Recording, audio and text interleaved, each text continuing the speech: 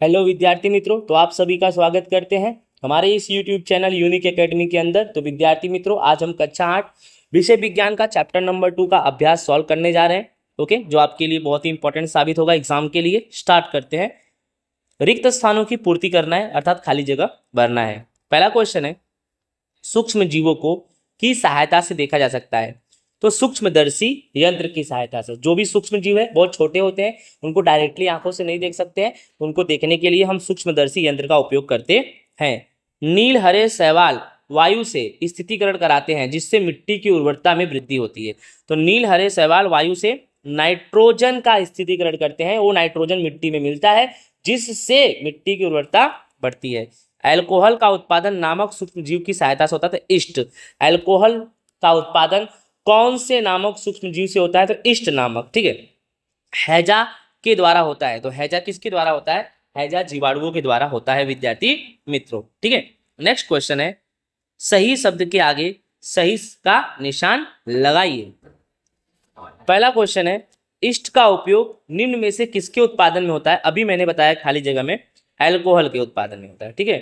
दूसरा क्वेश्चन हमारा है, निम्न में से कौन प्रतिजैविक है? तो स्टेट्रोमाइसिन ये क्या है? प्रतिजैविक है। ओके। मलेरिया परजीवी का एक वाहक है। तो मादा एनाप्लिस मच्छर, तो मलेरिया परजीवी का एक वाहक है, तो मादा एनाप्लिस मच्छर, ठीक है। उसके बाद क्वेश्चन है, संचरणी रोगों का सबसे मुख्य कारक क्या है? अर्थात ऐसा कौन सा इसमें कारक है जो संचरणी रोग का है? तो घरेलू मक्खी फैलते हैं। संचरणी रोग मतलब जो रोग फैलते हैं। ब्रेड अथवा इडली फूल जाती है, इसका कारण क्या है? तो इष्ट कोशिकाओं की वृद्धि। तो ब्रेड अथवा इडली का फूल जाना अर्थात इष्ट कोशिकाओं में वृद्धि होना है, ठीक है। नेक्स्ट है कि चीनी को अल्कोहल में परिवर्तित करने के प्रक्रम का नाम क्या है? तो प्रक्रम का नाम है किण्वन। क्या नाम है विद्यार्थी मित्रों? किण्वन, ठीक है। चलो आगे देखते हैं। सही जोड़े मिलाना है।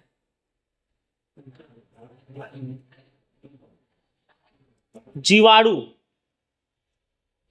हैजा का कारक है। किसका कारक है? हैजा का कारक। राइजोबियम नाइट्रोजन का स्थितिकरण, ठीक है। लैक्टोबैसिलस, लैक्टोबैसिलस, लैक्टो एक बैक्टीरिया है, लैक्टोट दही का जमना, ठीक है। उसके बाद ईस्ट, ईस्ट यानी ब्रेड की बेकिंग, ठीक है। एक प्रोटोजोआ मलेरिया का कारक, एक विषाणु एड्स का कारक, ठीक है। आगे देखते,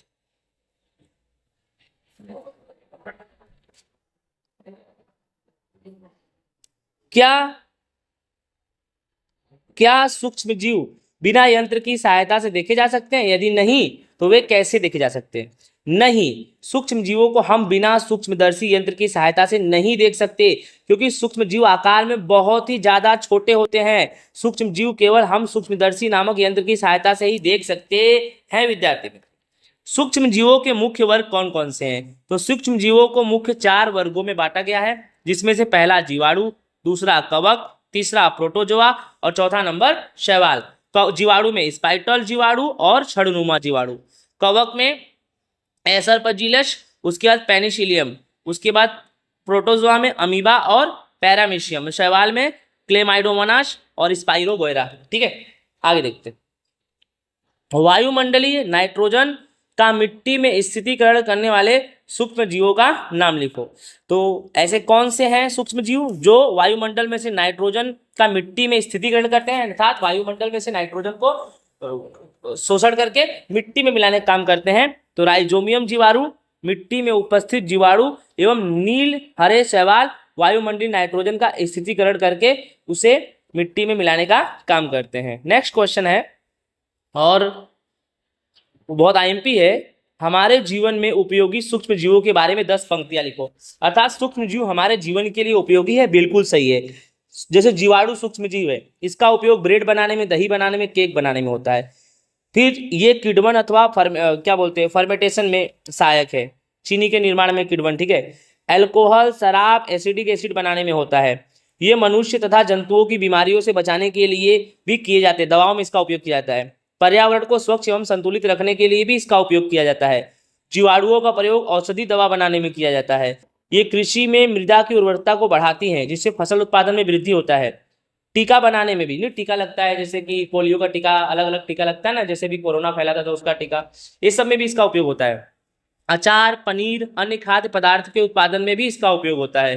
ये पेड़ पौधों को रोगों से बचाने के लिए भी सहायक साबित होते हैं। तो ये था हमारे जीवन में सूक्ष्म जीव के ये उपयोग। ठीक है, नेक्स्ट, सूक्ष्म जीवों के द्वारा होने वाली हानियों का विवरण। अब नुकसान क्या है ये भी देखो। सूक्ष्म जीवों से होने वाली हानियां, पहला, कुछ जीवाणु पौधों एवं खाद्यान्नों को क्या कर देते हैं, नष्ट यानी खराब कर देते हैं। कुछ जीवाणु मनुष्य एवं पशुओं में अलग अलग प्रकार के रोग उत्पन्न करते हैं। कुछ जीवाणु भूमि के नाइट्रेट को नाइट्रोजन में बदलकर भूमि की उपजाऊ शक्ति को कम भी कर देते हैं। कुछ कवक पौधों को संक्रमित रोग उत्पन्न करते हैं। कुछ कवक दांत, खाज, खुजली जैसे चर्म रोग भी उत्पन्न करते हैं। कुछ कवक खाद्य पदार्थों को विषाक्त बनाकर यानी उसको विषैला बनाकर नष्ट कर देते हैं। कुछ कवक हमारे चमड़े एवं लकड़ी तथा खाने के सामान को भी क्या करते हैं, पूरी तरह से नष्ट करते हैं। ठीक है, क्वेश्चन नंबर 9, प्रतिजैविक क्या है? प्रतिजैविक लेते समय कौन कौन सी सावधानियां रखनी चाहिए विद्यार्थी? तो लास्ट क्वेश्चन है, ऐसी औषधियां जो बीमारी पैदा करने वाले सूक्ष्म जीवों को नष्ट कर देती है या उनकी वृद्धि को रोक देती हैं, प्रतिजैविक एंटीबायोटिक कहलाती है। दवाई आप लोग यूज करते हो ना, दवाओं में एक दवा होता है जिसको बोलते हैं एंटीबायोटिक्स मेडिसिन। ठीक है, तो ये प्रतिजैविक एंटीबायोटिक्स है। तो ऐसी औषधियां, ऐसी दवाएं जो बीमारी पैदा करने वाले सूक्ष्म जीवों को पूरी तरह से नष्ट कर देती हैं, उनकी वृद्धि को रोक देती हैं, उसे एंटीबायोटिक्स अर्थात प्रतिजैविक कहते हैं। जैसे कि टेट्रासाइक्लिन, स्ट्रेप्टोमाइसिन, एरिथ्रोमाइसिन आदि। हम लोगों को प्रतिजैविक दवाइयां डॉक्टर की सलाह पर ही लेनी चाहिए, क्योंकि इसका शरीर को साइड इफेक्ट भी होता है और उसका पूरा कोर्स भी करना चाहिए। अगर एंटीबायोटिक मेडिसिन आप ले रहे हो तो उसका पूरा कोर्स भी करना चाहिए, बीच में छोड़ना नहीं चाहिए, नहीं तो प्रॉब्लम होगी। अन्यथा अगली बार आवश्यकता पड़ने पर प्रतिजैविक दवाइयां उतनी ही असरदार नहीं होगी और उसका साइड इफेक्ट भी हो सकता है। विद्यार्थी मित्रों, इस तरह से हमारा विज्ञान कक्षा 8 का चैप्टर नंबर 2 का स्वाध्याय होता है पूरा। आई होप आपको समझ में आया होगा। अगर आपने हमारे चैनल को सब्सक्राइब नहीं किया है तो चैनल को सब्सक्राइब करो, ज़्यादा से ज़्यादा लाइक करो, एक दूसरे को शेयर करो। जय हिंद, राधे राधे। मिलेंगे नेक्स्ट वीडियो में नेक्स्ट चैप्टर नेक्स्ट टॉपिक के साथ। जय हिंद।